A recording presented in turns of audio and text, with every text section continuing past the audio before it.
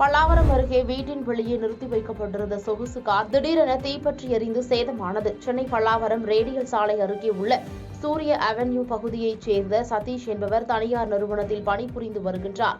இந்நிலையில் சதீஷின் கார் பழுதாகியதால் சென்னையில் உள்ள கார் பழுது பார்க்கும் கடைக்கு கொண்டு சென்று மீண்டும் அவரது வீட்டின் வெளியே நிறுத்தியுள்ளார். இந்நிலையில் காரில் இருந்து திடீரென புகை வெளியேறியதை அடுத்து சிறிது நேரத்தில் தீ பற்றி எரிந்தது. இதை பார்த்து அக்கம் பக்கத்தினர் தாம்பரம் தீயணைப்பு துறைக்கு தகவல் கொடுத்துள்ளனர். தகவலின் அடிப்படையில் சம்பவ இடத்திற்கு தீயணைப்பு வீரர்கள் வருவதற்குள் கார் முழுமையாக எரிந்து நாசமானது. இதுகுறித்து சிட்லப்பாக்கம் போலீசார் வழக்கு பதிவு செய்து விசாரணை மேற்கொண்டு வருகின்றனர். பாதகம் செய்பவரை கண்டால் நாம் பயங்கொள்ளலாகாது பாப்பா, மோதி மிதித்து விடு பாப்பா, அவர் முகத்தில் உமிழ்ந்து விடு பாப்பா.